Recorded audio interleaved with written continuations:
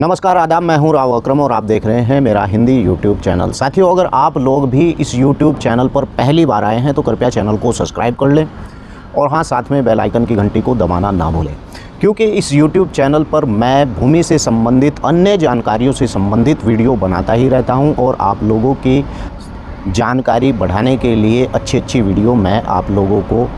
बनाकर दिखाता ही रहता हूँ। वैसे तो मैंने इस YouTube चैनल पर बहुत सी वीडियो भूमि से संबंधित डाल रखी हैं, लेकिन आज का जो टॉपिक है वो बहुत ही अच्छा टॉपिक है और उस पर मैंने सोचा कि क्यों ना इस पर एक वीडियो बना दी जाए। आज की इस वीडियो में हम बात करेंगे विस्तार से कि अब भूमि की जो खेती की भूमि होती है, यानी कि और जो भूमि आपने ली है यानी उसका दाखिल खारिज है, और मान लीजिए कि आपके पास इस प्रकार की भूमि है जिसका आपके पास दाखिल खारिज है और आप यही समझ लेते हैं कि दाखिल खारिज ही आखिर एक मात्र उपाय है जिससे कि मालिकाना हक हम दिखा सकते हैं। ऐसा नहीं है, सुप्रीम कोर्ट का इस पर आदेश है, मैं आगे चलकर वीडियो में बताऊंगा। लेकिन उससे पहले मैं आपको बता दूं कि अगर अब आप कोई भी भूमि लेते हैं, बिक्री करते हैं, लेने के बाद तो उस पर अब सरकार के द्वारा टैक्स लिया जाएगा। ये कानून पास हो चुका है। तो चलिए पहले इसी के ही बारे में बात कर लेते हैं कि खेती की भूमि खरीदने वालों को अब लगेगा सबसे बड़ा झटका, और वो झटका क्या है मैं आपको इस वीडियो में विस्तार से बताने जा रहा हूँ। चलिए, वीडियो को पहले ही बताया है कि इस प्रकार की जो भूमि होती है, अगर आप खेती की भूमि खरीदना चाहते हैं तो उस भूमि पर अब सरकार भी टैक्स लगाएगी। यानी कि किस प्रकार का टैक्स लगाएगी इसमें आप विस्तार से समझिए। मैं आपको जो बताने जा रहा हूं, अब इसी प्रकार का सरकार विभाग ने कृषि भूमि को 2 श्रेणियों में बांटा है। वो कौन कौन सी श्रेणी में बांटा है मैं आपको बता दूँ। जो ग्रामीण इलाकों में भूमि आती है, नगर पंचायत, नगर पालिका और नगर निगम के क्षेत्र को छोड़कर जो भूमि ग्रामीण एरियो में आती है, ग्रामीण इलाकों में आती है, तो उसके ऊपर जो है कृषि भूमि पर कोई टैक्स नहीं देना होता है। लेकिन अब जो नगर पालिका के क्षेत्र में भूमि आती है और वहाँ की जनसंख्या 10,000 तक है तो वहाँ पर आपको कैपिटल गेन टैक्स देना पड़ेगा। साथ ही अगर भूमि 10,000 से 1 लाख की जनसंख्या है उस नगर निगम या नगर पालिका की, तो वहाँ के 8 किलोमीटर के दायरे में, यानी कि जो भूमि होगी उस भूमि पर वो शहरी कृषि भूमि होगी और उस शहरी कृषि भूमि पर भी आपको कैपिटल गेन टैक्स देना पड़ेगा। लेकिन जो भूमि ग्रामीण इलाकों में है और शहरी इलाके के आसपास नहीं है तो उस पर कैपिटल गेन टैक्स आयकर कानून नहीं मांगता है। यानी कि कहने का मतलब ये है कि ग्रामीण कृषि भूमि आयकर कानून के अनुसार ग्रामीण कृषि भूमि और शहरी कृषि भूमि, यानी कि जो शहरी कृषि भूमि है उस पर कैपिटल गेन टैक्स देना पड़ेगा, और जो ग्रामीण इलाके में कृषि भूमि है उस पर कैपिटल गेन टैक्स नहीं देना होगा। ये अभी एक नया कानून पास हुआ है। अब इस पर क्या है कि किसान इस प्रकार की भूमि नहीं खरीदता है। इस प्रकार की जो भूमि खरीदता है वो भूमाफिया खरीदता है या फिर प्रॉपर्टी डीलर खरीदता है, और शहरों के अंदर वो प्रॉपर्टी डीलिंग का कार्य करता है। सरकार बहुत तेज़ है, सरकार को पता है कि ग्रामीण इलाके के अंदर इस प्रकार की प्रॉपर्टी डीलिंग नहीं होती है तो वहाँ पर टैक्स लगाया जाना कोई अच्छा नहीं है। लेकिन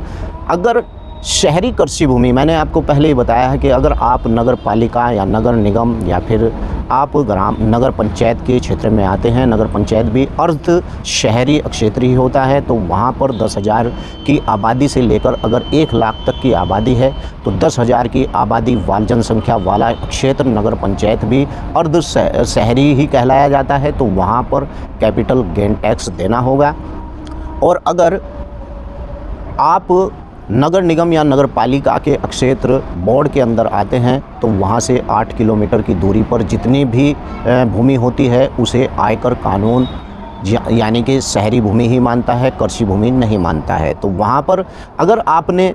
शहरी कृषि भूमि खरीद ली है और ख़रीदने पर आपको वहाँ पर कैपिटल गेन टैक्स आपने दिया है, और उस भूमि को 2 साल रोकने के बाद यानी 24 महीने रोकने के बाद जब आप उस भूमि की बिक्री करते हैं तो उस पर भी आपको 20% कैपिटल गेन टैक्स, लाभ कैपिटल गेन टैक्स देना होगा। यानी कि अब कहने का मतलब यही है कि आयकर कानून यानी कि 2/14 के अनुसार, यानी कि जो भूमि ग्रामीण क्षेत्र में आती है तो वो भूमि के ऊपर टैक्स नहीं मांगता है, आयकर टैक्स। और जो भूमि नगर पालिका, नगर निगम या फिर नगर पंचायत के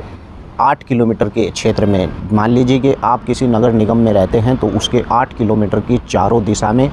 वो भूमि शहरी कृषि भूमि ही कहलाई जाएगी। समझ गए होंगे आप मेरी बात। ये कानून अभी पास हुआ है। तो चलिए अब बात करते हैं कि क्या दाखिल खारिज ही केवल एक विकल्प है जिससे कि भूमि के ऊपर मालिकाना हक मिल जाता है? जी नहीं। मैंने बहुत सी वीडियो में बताया है कि अगर आप की भूमि पर किसी व्यक्ति ने 12 साल से कब्जा कर रखा है